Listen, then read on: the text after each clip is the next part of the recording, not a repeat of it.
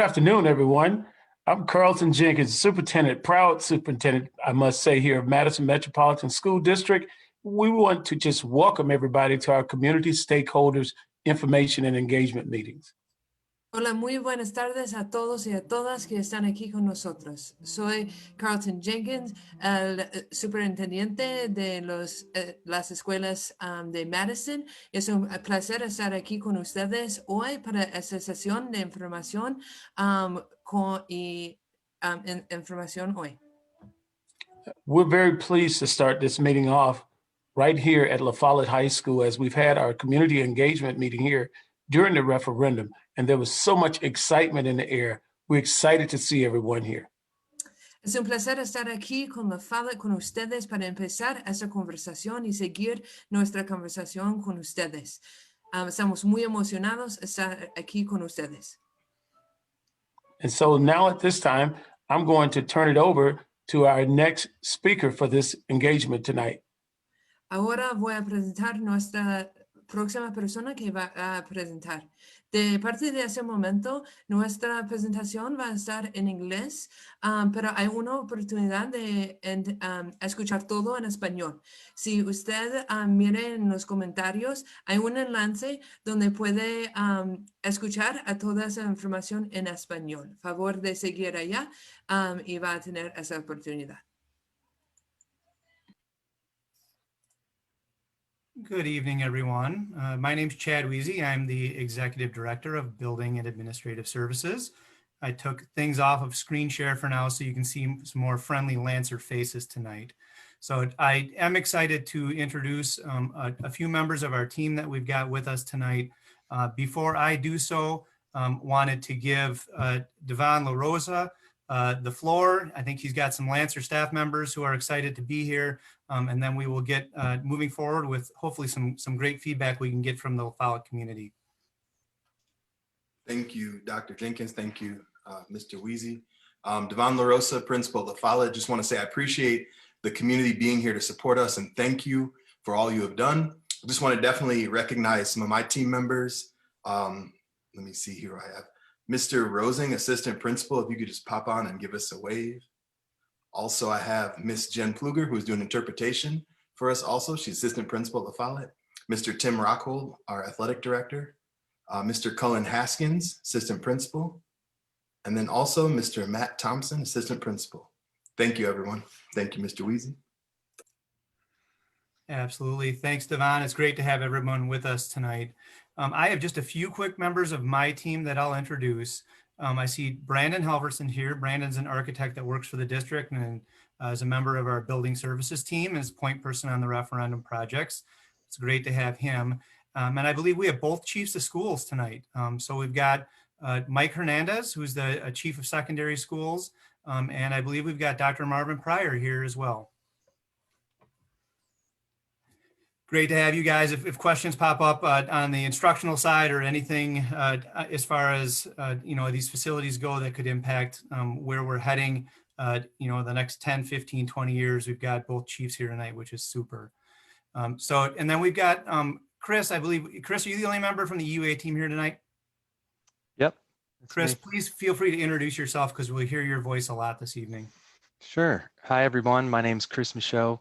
I'm a design architect and educational planner with EUA. We're an architecture design firm located in Madison, Milwaukee, and the Denver area, working with the district on these projects. All right, Chris, thanks for that. To open things up this evening, we are in a virtual environment. If we were pre-COVID, we would likely be in C17 at La Follette High School. Chris would have brought all kinds of big poster boards we would align the halls with. We probably would have had treats for you, and we would have had a great engaging evening in person. And we have to make the best of a virtual environment, our new reality. And in some ways, we're living what our MMSD teachers are doing on a daily basis to do what they can and engage their students, and have elected to use Facebook as a platform. So as the evening goes on, I would certainly encourage everyone to utilize the chat feature in the Facebook Live session. I'll reiterate that several times this evening. Our design team will take all of what you give us tonight and use that feedback to inform the design of La Follette High School. So I wanted to make sure everyone was aware of the fact that that's kind of the way we have to do things tonight. It's not as interactive as we would love to have it, but please utilize Facebook and get all of your thinking in writing this evening to make sure that we get it right. So I am going to go back and share my screen again and keep things moving along. So as a reminder, and I think everyone here realizes this, we passed a big old referendum in November. And that referendum was $317 million on the facility side, and another $33 million operating referendum. The facilities referendum passed at 80%. And I can't thank the taxpayers of Madison enough that this is a reality that we actually get to do this exciting work at La Follette High School. So again, huge thank you to everyone that may have been involved pre-referendum and supported this project. So I wanted to make sure everyone was aware of what's in these projects as a whole. So we have the 4 major high schools, East, West, Memorial, and La Follette, all touched with $70 million of work. We've got a project dedicated to Capitol High School students, and we're building a new elementary school in the La Follette attendance area down in the Rimrock Road neighborhood. And we're really here tonight to talk about La Follette, but also interested in any feedback that may be more holistic that we can incorporate into our design. Chris, I don't know if you wanted to talk a little bit about the pretty big team we've put together to make sure we get these projects right. Yeah, sure. So as I mentioned before, we're a design firm. We specialize in K-12 environments, and we have over 40 staff just dedicated to doing schools. They don't work on hospitals, they don't work on police stations, they do schools all the time. And we need that, and we have that here in the Madison Metropolitan School District. So you can see we've created a series of teams for each one of the projects going across, and a leadership team that's specifically put in place to make sure that there's a level of equity that goes straight through each and every one of these projects. So across the top, you'll see 5 individuals, and they're in charge of silos going down through each one of the projects, from project management to interior design to planning to architecture and implementation. In addition to that, we also have an internal team of specialists that are assisting the district and us, a communication engagement specialist, a sustainability, environmental and well specialist, historical preservation specialist, and a student outreach coordinator, to make sure that as we go through these very unique projects that we have, that we get all the information we need and all the voices are heard. And to support that team, we've got a really deep bench of consultants that we work with on many school projects. So they're doing K-12 projects day in and day out, just like us, and specialty consultants too, including theatrical and acoustical design and aquatic specialists and so forth. So we've got this massive team, a one-stop shop for the Madison Metropolitan School District to take on all these projects. And we're really honored. We're really excited to be part of these projects going forward. Thanks for that, Chris. And we are just as excited to have EUA now a member of the MMSD family. We will be together for the next 4 years. We're off to a great start, and we know we've got the right people to deliver on these projects.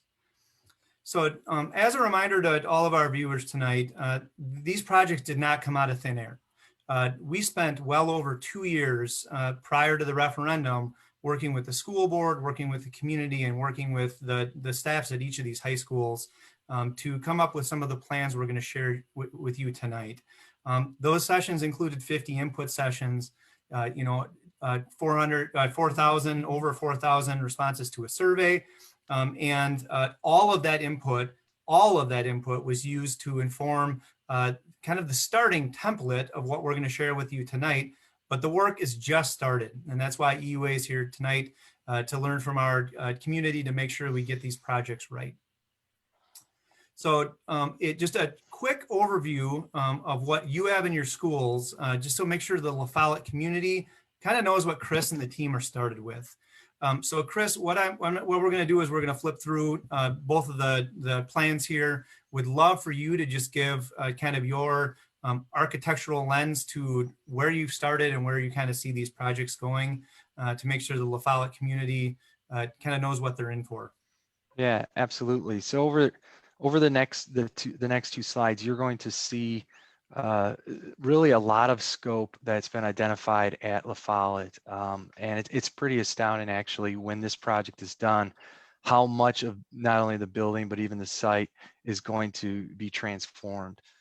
So you can start with the site, just upgrades and improvements to athletic facilities and site circulation, and just how people access the building. There's going to be a new welcome center put onto the building, so people's first perception as they enter the building, what that feeling is going to be changed.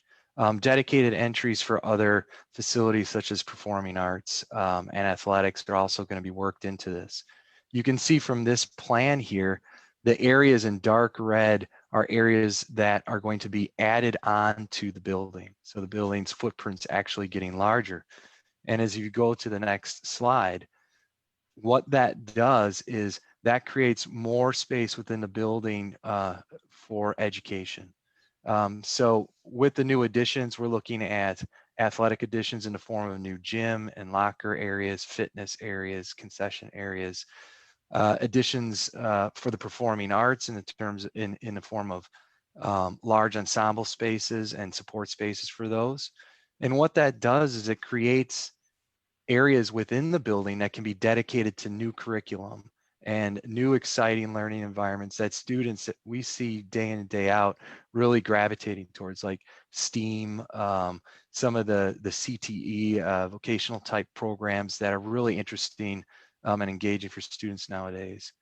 We're also looking at the space below the LMC as enclosing that area, not only just from, hey, why don't we make this an insides area, but also improving accessibility throughout the building. So now students don't need to go in a roundabout way to get from one level to the other side of the building without going outside per se.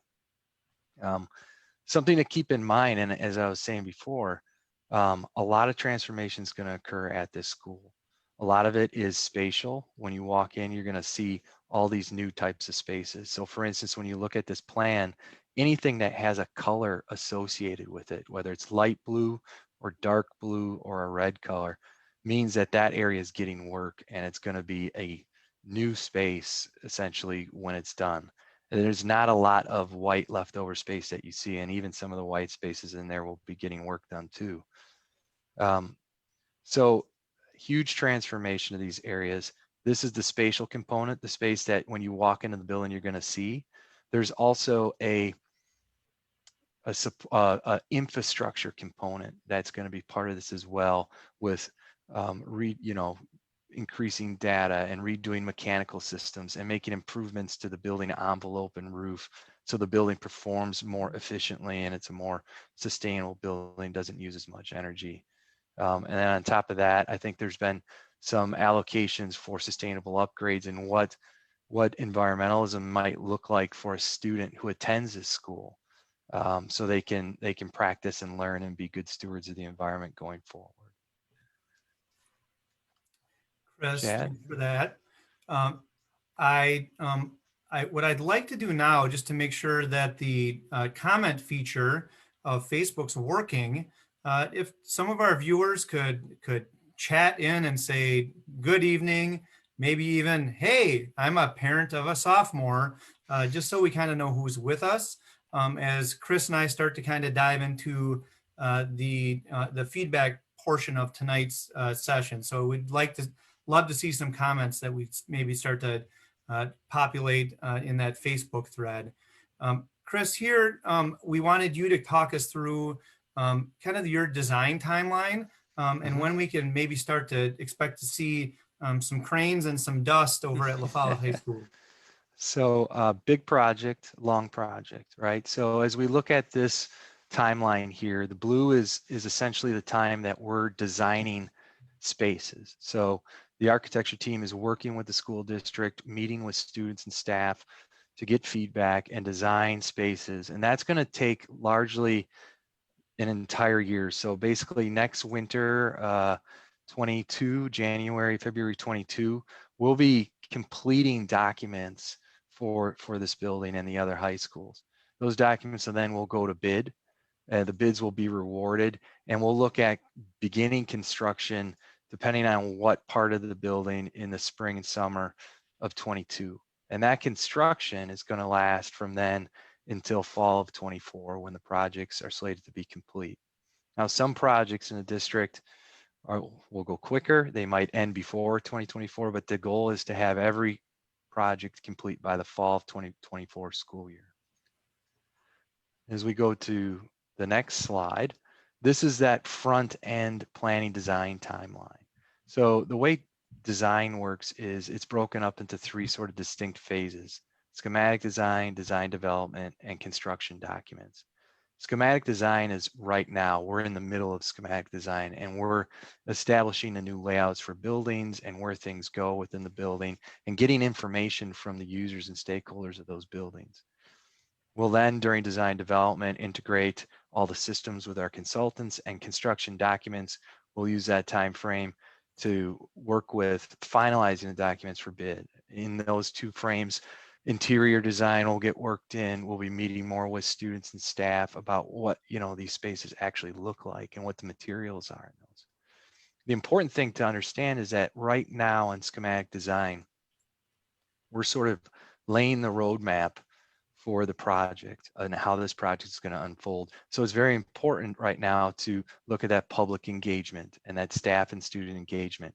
Your feedback right now is crucial because this is the opportunity for you to weigh in and tell us what's important and what really needs to be part of these schools as we go forward. Thanks for that, Chris. Chris, briefly want to talk through how much we've got done and how far we have to go. Yeah, so as Chad indicated in the slide earlier, there's been a lot which went into arriving at those diagrams that we just saw before in the presentation. Countless meetings, tons of hours to arrive at what the needs for these facilities are, especially this being La Follette, and what that's going to cost in terms of a budget and how long it's going to take in terms of building it. And while that was very thought out and definitive, there are still vast areas in the building that are clean slate. Those big dark blue areas that you saw in the diagrams will be brand new spaces with brand new walls and doors and all sorts of things that we see when we design modern learning environments. And this is now the opportunity to tell us, what do those things look like? How do they function? What do they need? What are the needs of our students today and for the next 50 years? So there's a lot of opportunities right now. We're right in the middle of this design process, and we're going to go forward. So thanks for taking the time to spend with us to give us a little bit more feedback. Thanks, Chris. I did want to mention to everyone, we'll be going rather quickly tonight. It's really important that folks know that we've got a very detailed website that includes all of the schematic drawings for all of the projects we've got planned through the referendum. It has a survey, the same questions we'll be asking you tonight to help us fill this out in an interactive way through Facebook. There's a survey there that if you want to spend more time detailing your thoughts is connected to our website. We've got a new feature on all websites in Madison schools called Let's Talk. So in the lower right-hand corner of our MMSD Future Ready website, and that's all you have to do is Google that, and it's the top link, you'll find a Let's Talk button. And if you have any questions related to the referendum, even starting tonight, don't hesitate to pop that into the Let's Talk. It's super user-friendly, and we'll get back to you as quickly as we can with answers to your questions. And that's kind of where that general feedback would come in, that Let's Talk button. So this evening we are here as part of a really comprehensive engagement process following the referendum. Chris and his team have been working with the La Follette staff, Devon, all of the administrative team and all of the La Follette staff members have been amazing so far getting these projects kickstarted. We've been meeting with students at La Follette to start to really hone in on what the instructional needs are at LHS next year and decades down the road. Tonight, we're here to hear from our community, and we've got a few questions that are a little less specific. Chris is already starting to talk about lab stations and science rooms, and what type of lift you're going to need in the auto shop. And those are not the types of things we're looking for feedback on tonight. We're looking more about the user experience and things that we can incorporate into these designs with kind of a community lens and kind of a user lens of folks who are in and out of these buildings on a fairly regular basis. It's our goal to make sure that we're continuing to meet with folks in a variety of ways, and we continue to provide feedback mechanisms, just like I mentioned on our website, like we're doing tonight, to make sure we hear as many voices as possible, as often as we can.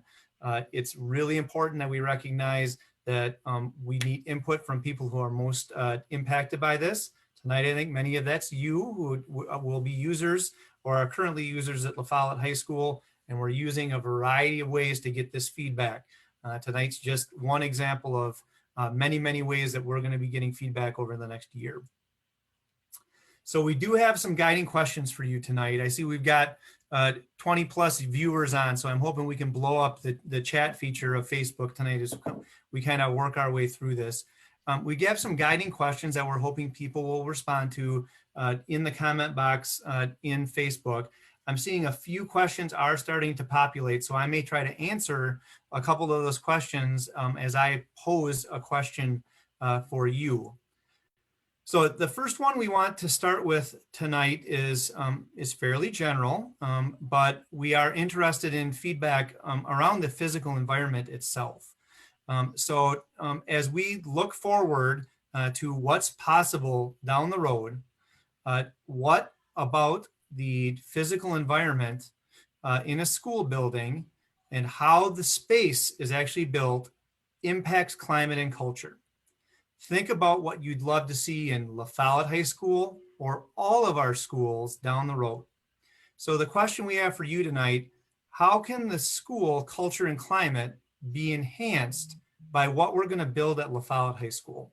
What are some of the things the design team need to consider as we're building this facility that maybe weren't considered the last time that we built La Follette 50 plus years ago, that we can get right this time? How can we impact climate and culture in a physical building? While people are starting to populate potentially some answers there, we did have a couple of comments. One was, I thought construction would start this summer. There will be a little bit of demo that will happen this summer. We'll be doing some environmental work, pulling out some asbestos tile, potentially doing some work with some ceilings, but the major construction at La Follette High School will not start until 2022. I did see a couple more comments in there. I'm recognizing a few Lancers I actually had the pleasure of working with. Kayla, how are you doing? KK, Kyle, it's good to see you here tonight. And let's see if we've got anything else that is populated. Timeline for feedback, Chris took care of that. So we are hoping folks will start to pop some ideas on ways that we can impact climate and culture through the design of the facility. I guess as folks are typing in some of their comments, I should mention that we have room in the budget and in the plans right now to build a new main entrance at La Follette High School. So as our plans are stated right now, we have a new entrance off of Flom Road where there'll be a new office suite, and there will be potentially some new visitor parking in the front of the building. So we kind of have a way to reimagine the way you come into La Follette High School. We also have in our plans the widening of the C-Wing corridor down the middle of La Follette High School, and plans to rethink the commons and cafeteria space at LHS. All right, Lancer family and friends, if I'm reading the comment thread correctly, we're light there so far. So I'm encouraging everyone that's on, if they've got ideas on question 1, to please populate those. I am going to hop over to question 2 and see if that gets the conversation potentially started a little bit better. So question 2, our strategic framework identifies schools as pillars of the community and recognizes that the use of facility extends beyond the traditional school day. How can the district update and design buildings that serve children, families, and the community holistically, and also builds on the strengths of the broader community? So as you consider that question, folks should know that we are doing away with the old spectator gym at La Follette High School and rebuilding a new spectator gym down in the current field house area. They should know that we've got plans to completely redo the theater at La Follette High School and potentially have a new dedicated entrance for just the performing arts after school. What are other ways the district can update the buildings to incorporate our design to make sure that they're as welcoming as possible in the, through the design and through what we end up building?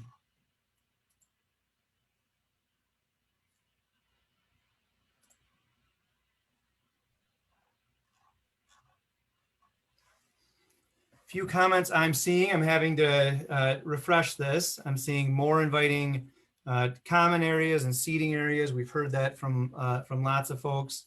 I'm hearing in general, just make sure everything's updated. So we've got I heard we just met with a group of staff members that we tell our community and our kids a whole bunch when our facilities are run down. What's that mean to a kid when they come every day? And just the flip side of that, what's it going to mean to our students every day when they can come to an absolutely amazing school that reflects kind of how we value them in general? Hearing things like, looks like heating and cooling. Saw a comment here on different access points for sports and arts. So I did mention we think we're going to have a dedicated entrance towards the north side of the building for athletics. We'll have 6 gyms on the north side of the building that we will be able to have a dedicated entrance for athletics. And then we will also have a dedicated entrance for the arts kind of in the middle of the building as well. So thanks for that feedback. And then we think during the school day, people will likely be coming into the front of the building. Be thoughtful about space and students in crisis. That's a super comment. We've heard that a lot from staff about making sure that we not only design our spaces to be as calming, as welcoming as possible, but where can there potentially be dedicated spaces in the building that if students are having a tough time, they've got a place of zen that they know they can go to get away. Seeing a second seating area other than the commons. We had a question here: any consideration given in reviewing the new construction at Sun Prairie, Waunakee, and Verona to get their best ideas? Jennifer, thank you for that. Chris, do you want to kind of talk about ways we are going to make sure that we incorporate kind of some of the latest design ideas that are coming in through projects nationally, and both, I think kind of toot your own horn. You've been involved in some pretty major local projects yourself. Yeah. So yeah, we've taken part in a number of projects around the Madison area, having, with Waunakee, with Middleton, Verona, a couple others, and yeah, we really want to make sure that the spaces that we're designing for students reflect the way students learn. When I went to school, it was sitting in a chair looking at a teacher at the front of the room, and that's not the way education happens anymore. We do student-centered environments, and if you go to any of those facilities, you quickly begin to understand that these are very different than what we used to go to. So spaces that have not only seamless technology in them, but other spaces that support them, breakout areas, small group instruction areas, flexibility in the environment so students can actually do what they want to do in a classroom. They can reconfigure classrooms. They can combine classrooms and make them larger spaces for team teaching or large group instruction. So there's a variety of things that we do when we're designing educational environments, but it is all centered around how students learn. And the other half of that is schools aren't just for, receiving instruction. It's for, these are your young kids. This is kind of like their full-time job. They go here to develop as individuals, to develop as humans. So we're looking at how do students behave? How do they socialize? Is it a safe environment for them? And do they feel safe and welcomed in these environments? And everything that we do when we're designing learning spaces really goes into creating those types of environments for students to learn in. Thanks for that, Chris. I'm seeing a few more comments that I'm wondering you can kind of follow up on. We've got a comment around updating technology.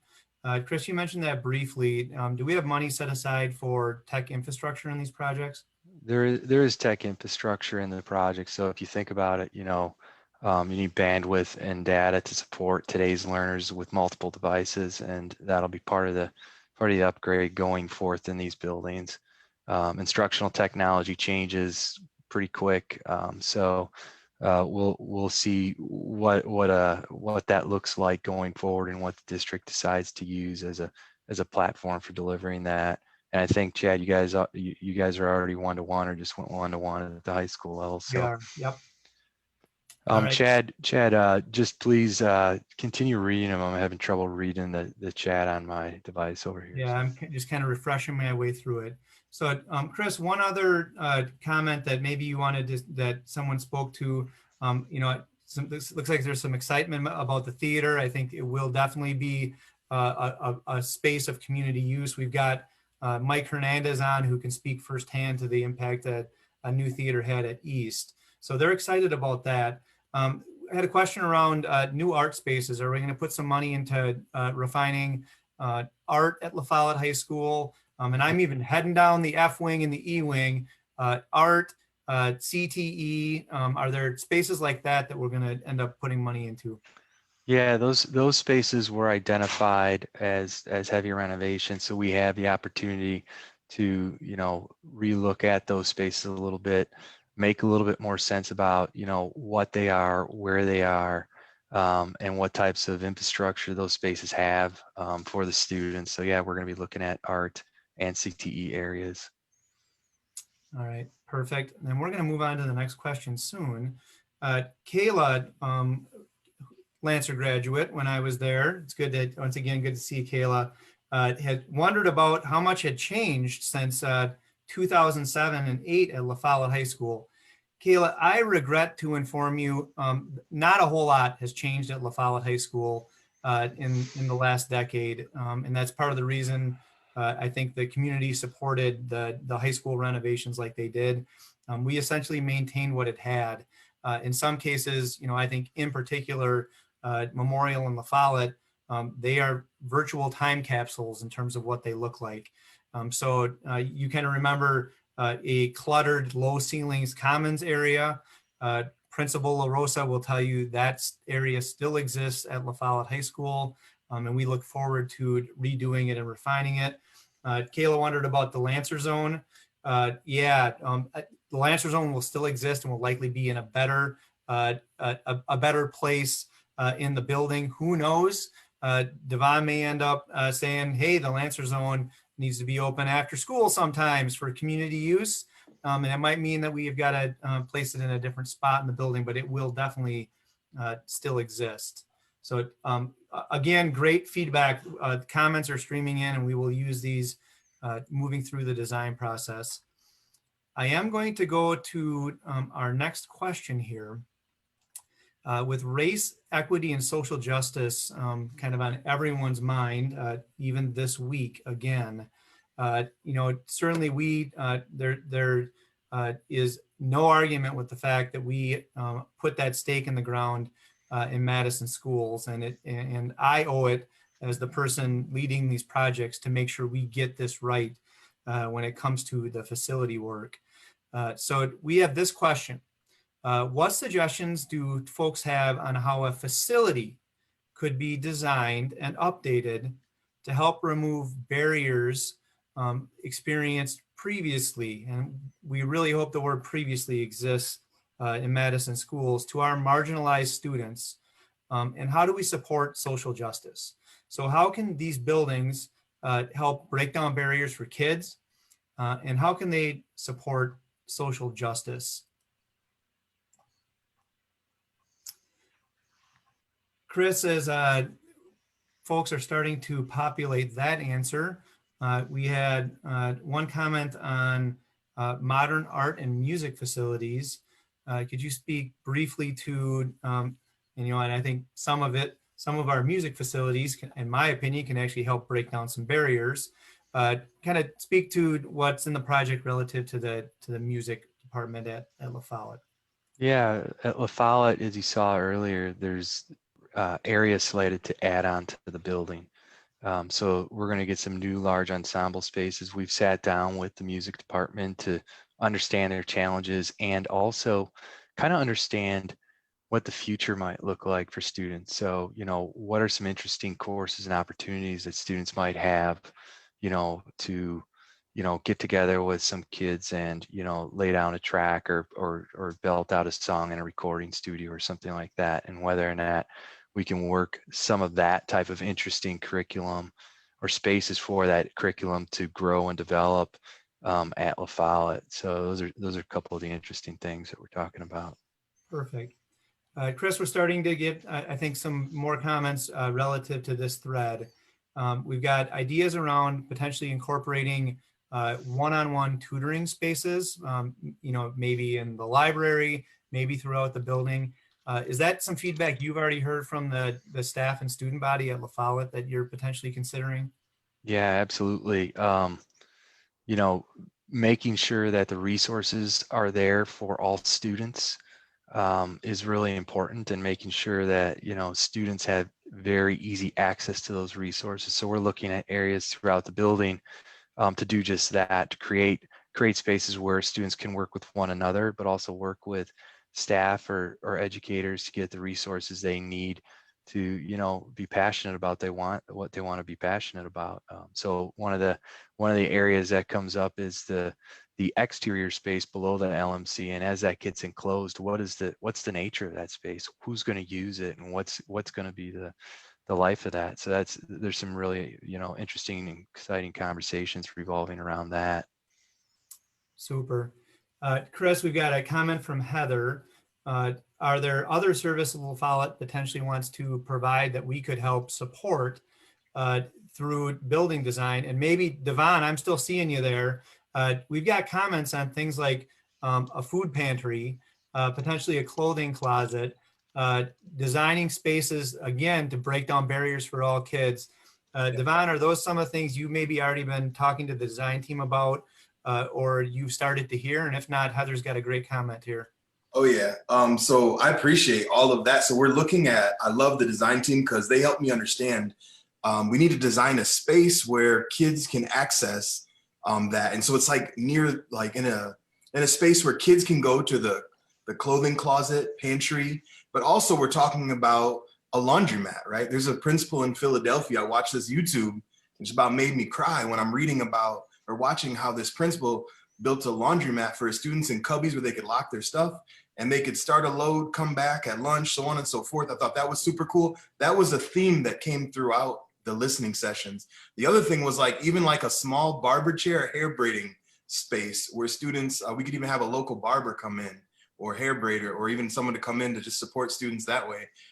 All of it's on the table. Super excited to be working with Chris on innovating on this. So please, thank you for your ideas. All right, perfect. Devon, thank you for that. Devon, before you go, I want to make sure you get a shout out. LHS got the best new principal last year. So shout out from Rebecca, L's up. That's awesome. Rebecca also had a comment on making sure that our facilities are adapted to different student needs and learning styles. Chris, I talk a little bit about this idea of universal design. I think we've been using the terms gender accessibility in addition to general accessibility, making sure that these buildings are as barrier-free as possible. Kind of talk through your design thinking on places you see pinch points at La Follette and places you know will do better. Yeah, absolutely. So yeah, we take this very seriously. We have actually a universal design consultant on our team. So at the end of the day, we want to make sure that every space within the building is accessible by all students. And that means, making sure that doorway widths are wide enough to get through, and you don't need to go around and outside to access an elevator to access another floor. There's just general things like that, and we're going to be making improvements globally to the building to make sure that the entire building's fully accessible. Thanks, Chris. A few other comments I want to highlight before we move on to question number 4. Some great things coming in here. Artwork that represents our students and our families. I've said again to the design team, I've heard Devon say it, our families and kids need to see themselves in these buildings the second they walk in the door, to know that they are built for them. So love the artwork piece. That's a super idea. We had a comment around the potential of a laundromat. So we'll certainly take note of that. We want to make sure that if folks aren't comfortable, and you guys have been awesome on the chat so far, we did post a spot that you can fill out a detailed survey that would not be public to the world via our Facebook mechanism tonight. So this has all been really great so far. We do have one more question, and then we can certainly open it up to see if people have different questions regarding these projects. So in closing, school can be a really intimidating place for some of our learners. In your experience, how can we create safer, more welcoming, more student-centered environments for all of our learners, especially those who continue to navigate barriers created by inequities in our current system and who are traditionally marginalized by a typical educational setting? Where are there things in our design that we can take into consideration? The facility, maybe some of the programming in the facility, but the facility is a potential barrier for safety, for being welcoming, or for providing student-centered instruction at La Follette High School.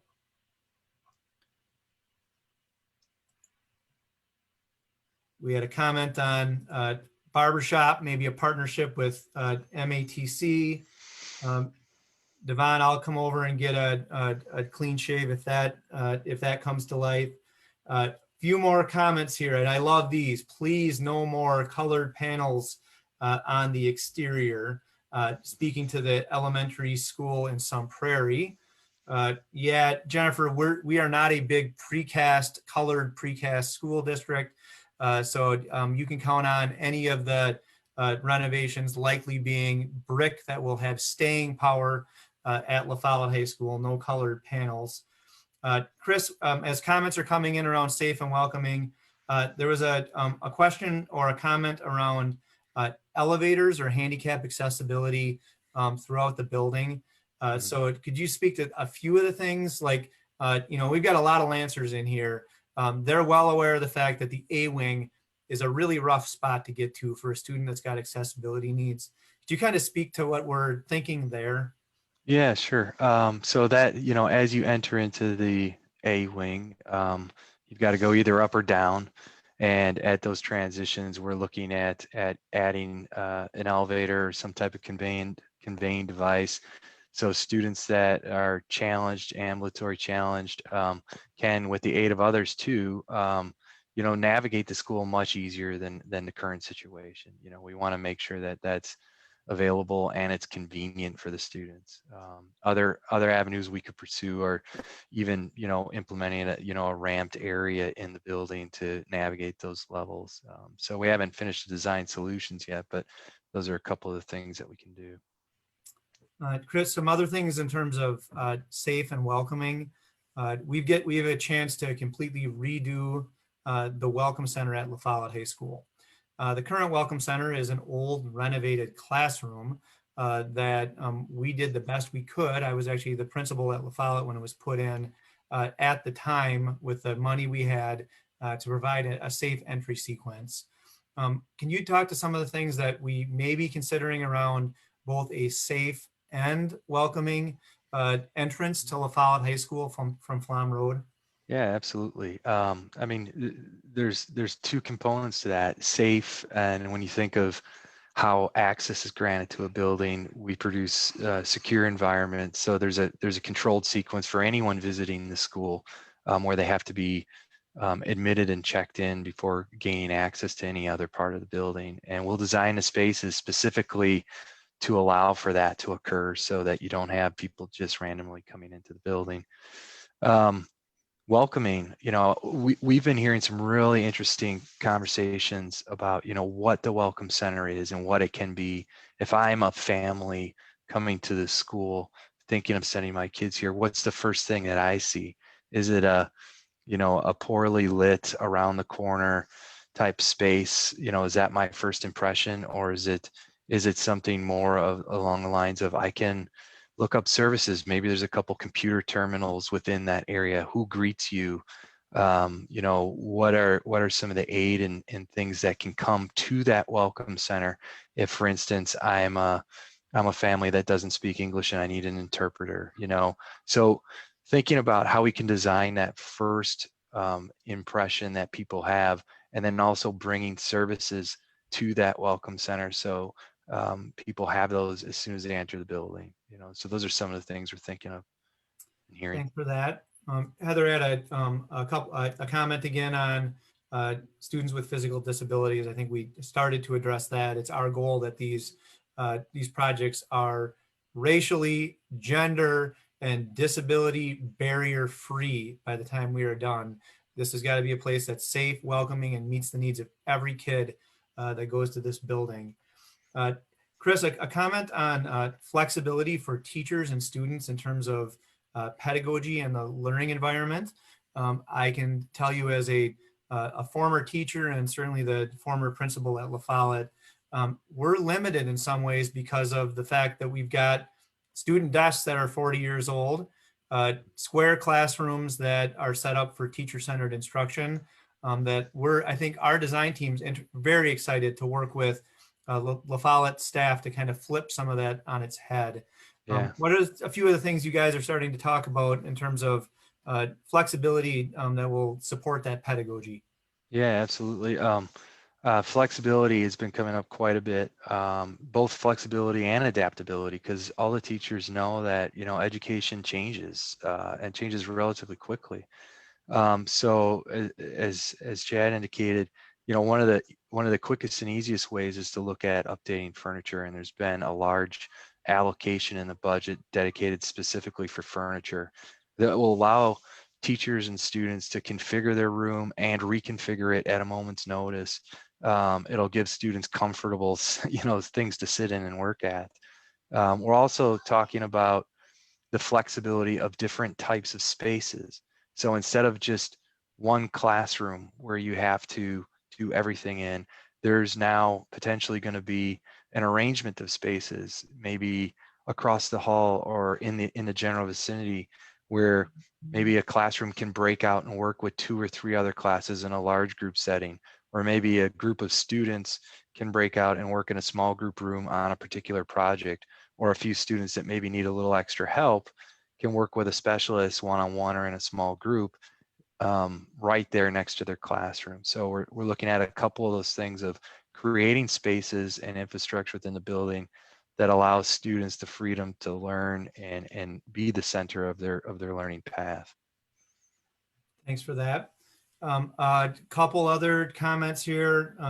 We're talking about different types of seating. To Chris's point, we've actually budgeted, we have $1 million in our budget at La Follette High School to completely redo student seating. I know in speaking with the teachers and speaking with Principal LaRosa, that's actually one of the things they're most excited about that can have an immediate impact on the classroom. So we will be, there will be almost every piece of furniture at La Follette High School will be replaced. We have certainly squeezed every bit of useful life out of the, in some cases, 50-year-old student desks that are at La Follette, and look forward to reimagining how flexible furniture can support student learning. You had a comment in here around signage, wayfinding, signage in multiple languages. Chris, do we have plans for wayfinding and making sure that those who are looking at signage can read it in their native language? Yeah, wayfinding is a big component, and especially when you get into high school settings. These are large buildings with many students, and it can be overwhelming, especially for freshmen who come there for the first time. So making sure that we have a wayfinding strategy in place, and a multilingual system in place that people can, understand and be able to navigate the building. These buildings can be, very disorientating to the newcomer. So we can use signage, we can use tactiles, we can use graphics and color to begin to indicate different parts of the building. And then where we have opportunities, in La Follette, it's not as much of an issue as some other schools that have a larger floor plate, but making sure students can have access to daylight and connection to the exterior. So as they go through the building, they can orientate themselves and position themselves throughout the day. Thanks for that. Principal LaRosa, if you're still with us, we had a comment around ways to potentially increase student opportunities in the school. They're mentioning things like our partnership with Summit, maybe things like American Family. But I think one of the things maybe we could have you talk a little bit about would be, the new STEM center we're putting in the middle of the building, in ways that I think you want to continue to foster the student experience and community partnerships that hopefully these facility projects can catapult you to the next level. Yeah, I think the flexibility of the space, and Mr. Thompson or any of my APs could jump in and share here, but I think the biggest thing is, like Dr. Jenkins said, I believe at a meeting, like we have to have the community in the school, right? So when the school feels as if like we know everything, like that's like a miss. But when the community comes in and partners and provides those experiences with us, like that's the win, right? And so I think having this flexible space where we'll be able to do this is just like what we're waiting for, right? But in the meantime, we're creating community partnerships and drumming things up right now, right? We'll take anybody that has a connection, like give us that number, give us that name, because we don't actually have to wait. We can be doing things even virtually.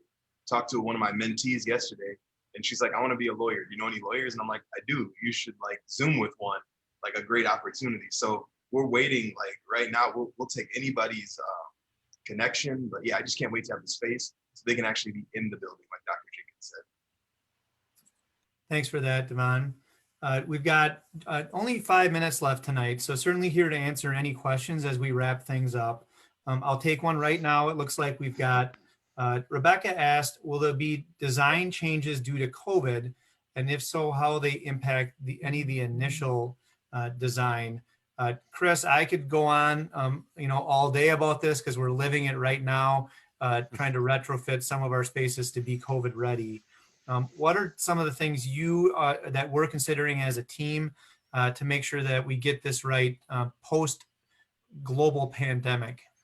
Yeah, COVID's been absolutely a huge challenge because one of the biggest parameters in it is space, actual physical distance. So some of the things will always continue to be a challenge. You're expanding your school.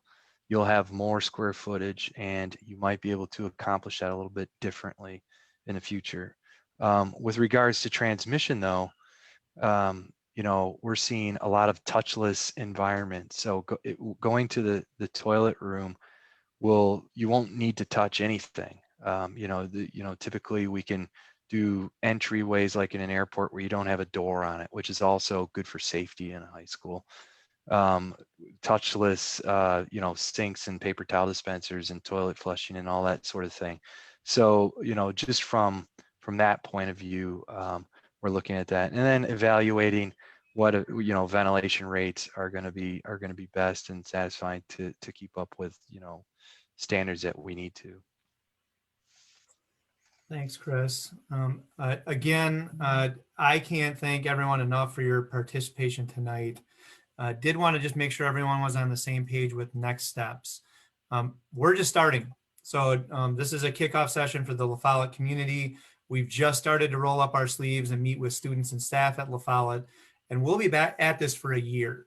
This tonight will be super valuable to get more voices in terms of these designs into the process. And we have the promise from EUA and from my team that all of this feedback will be incorporated into what these things eventually end up to be.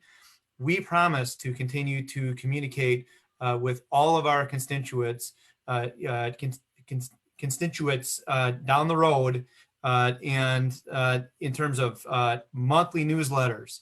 We'll update things for Devon on his website. We will be updating our school board. And we will likely be, back in the building, working with the students and the staff for months to come until we get these projects ready to send out to bid. I know we put this in the chat several times tonight, but again, if you Google MMSD Future Ready, there is a box for any questions you might have. And there is a more detailed tool that asks these 4 guiding questions that we will end up presenting a finalized summary to our school board and the design team here in the coming months that will summarize all of these input sessions. We will make sure we archive everything that was put in the comment box tonight, and the design team will go through these with a fine-tooth comb to make sure all the things that we heard tonight will be incorporated into the final plan here at La Follette. Devon, I will give you the last word if you'd like it. We will be wrapping up at 6:30 sharp. I'm happy we got as far as we did, and we'll let people have their evening back. Yeah, I just want to say thank you to everyone for being here and with the good questions and then believing in us and just knowing that, we're going to take care of your kids and we can't wait for the continued partnership with you. Got to say thanks to Chris for this new partnership. It's been an awesome opportunity to work with you in this process. All my APs, especially Matt, who's helping me take the lead on this, all the support we're getting from Mr. Hernandez and Dr. Pryor. And thank you, Chad, for just being that host and just getting us all going and answering all the questions. Thank you, sir. Thank you, community, everybody. Thanks, guys. Happy to do it. Have a good night. Lancers, L's up.